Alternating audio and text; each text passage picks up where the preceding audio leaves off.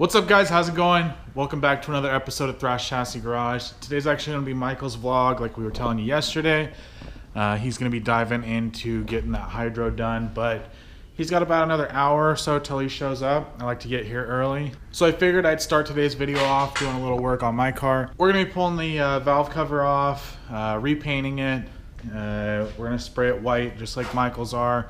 But I got a little flare that I'm going to add to it. You know how I do. We're going to take that opportunity to throw in a new valve cover gasket. This one is not leaking yet, but since we're going to have it off and I've got extra ones, I might as well. We'll also go ahead and throw in a fresh set of plugs and then throw this girl back together and we'll be solid. So I'm going to work on getting that valve cover off and then we'll spray it, and then hopefully by then Michael will be here and I'll take you guys over.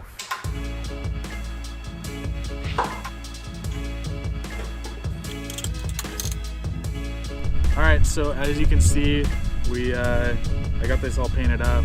We went with white and black.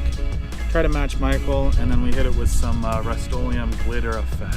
There's like just a normal glitter clear and then like an extreme glitter clear, and I just did both of them. So turned out really sick. I'm super pumped on it. I can't wait to see it in the car. But like I said, Michael's gonna be here in a little bit, and well, he's here. How's it going, guys? So yesterday, like we said, we were going to run some errands for the stuff I needed. We went to Rough Stuff, got a few parts to finish up the hydro, and went and got the rest of my paint supplies that I need to prep and get this stuff painted in the next week or two.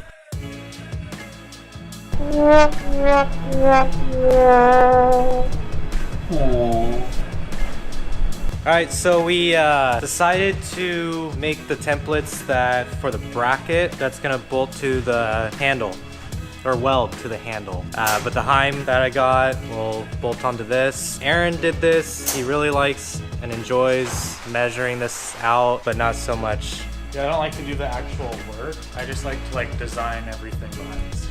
Yeah, so that's like my dream job. so I'm gonna get this cut out. I'm actually gonna cut out just a big section. Gonna drill all 3 holes out of this big plate and then work around to make the rest of this. So scratch that idea of wasting our time making those brackets when Aaron just happened to look over at our cart and found these brackets. I bought these at Metal Mart when we got the stuff to do the harness bar. And Michael's like, why don't you just wrap it? And so I just wrapped it. I didn't think I could with the harnesses I had. So these are just some spare tabs that I had. And I was actually looking for them earlier this morning. I couldn't find them. Oh. So I was like, fuck it, we'll just do this other way. But it fits perfect. It's a good thickness of metal to hold up to the abuse that it's gonna have. All right, so we'll show you guys how this will be placed somewhat. We'll just sit somewhere like that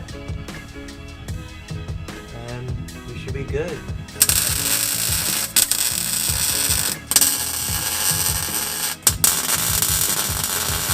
We got this tacked in. He's got that ready to go. He's gonna go weld that up, and then we'll come back in. We'll see where we're at with our length and position, if we need to adjust this, if we need to shorten that rod. And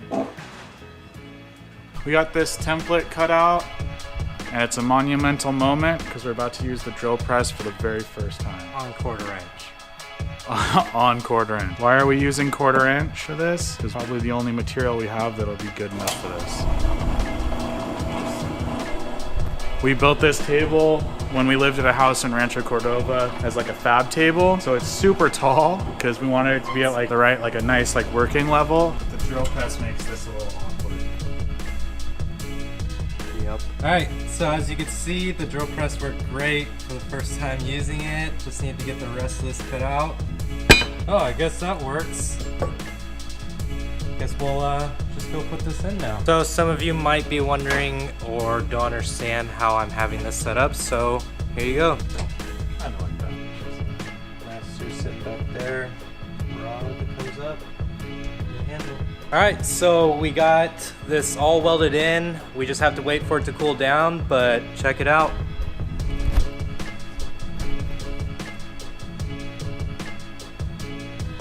Alright, so everything's all bolted up. About to sit into this for the first time with it in. I know where it is, I swear.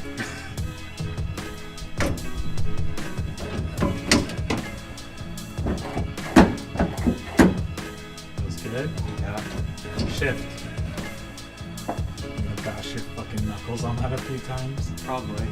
Going to shift, like coming off of this, like, Yeah. like a floppy dildo, dude. Look at that. Let's fucking do it. There. Let's get this thing, let's get these lines made and get this thing built tonight. Yeah. So I would, if you're gonna do that, I would drill a hole through from this side Yeah. where you want it, and then from the inside, take the hole saw and go this way. Yeah. And just then you can make sure you're not gonna hit anything. So I've got this. I'll go try to figure out what size hole that needs to be for that comment.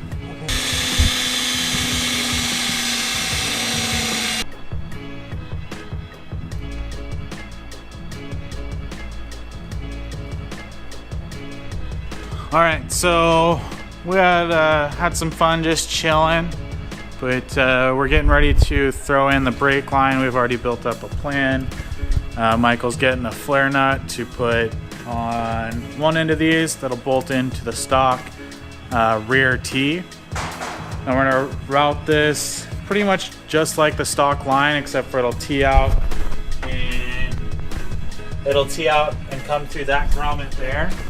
And then it'll kick up to the master cylinder, and we're gonna bleed this and it should be good to go. Hey guys, Dustin is gonna be at Bash with us. I am. He's bash it up. He's gonna be the vlogger for the weekend. Yeah, they're gonna be so busy with their cars and stuff. I figured I would help out and do some camera work for them to save some, get some footage of them driving actually, like from the outside, and get some stuff that they won't have time to get. So you'll see more of me. Holy blah. I said use a cutoff wheel. It's not a cutoff wheel. I mean, it cuts off and it's a wheel.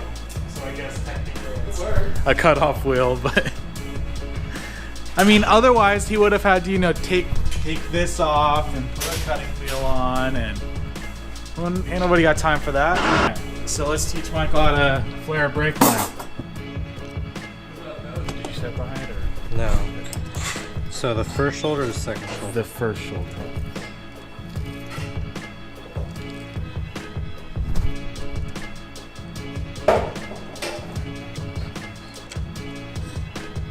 Okay. So now what we do is we need to take this, Put it in there. slide that in there.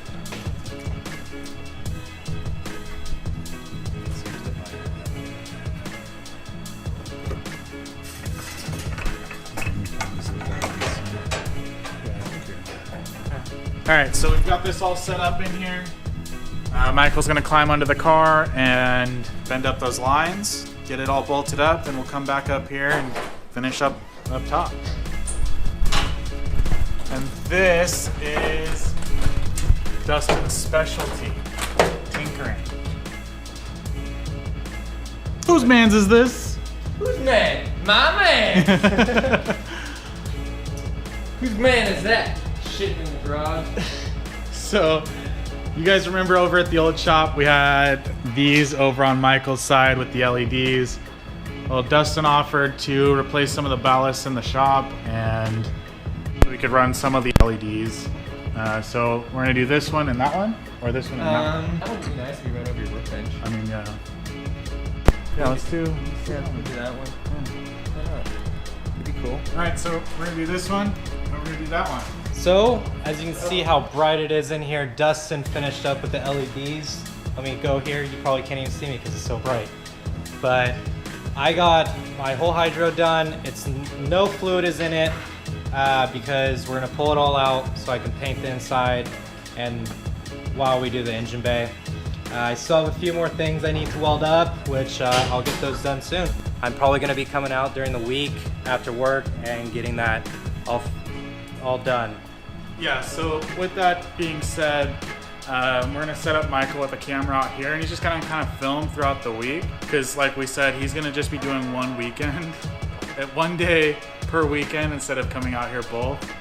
We'll get it. This thing needs to get done by June, and it's coming up on us fast. We got so. 7 weeks till like 7 weeks left of working, basically. So So with all that accomplishment that we got done today, we will see you next time. Peace. Ooh. Oh. It broke. Scratch your lens. He just touched you with his tip. Touch tips with Dustin. Do it now. That's it. Just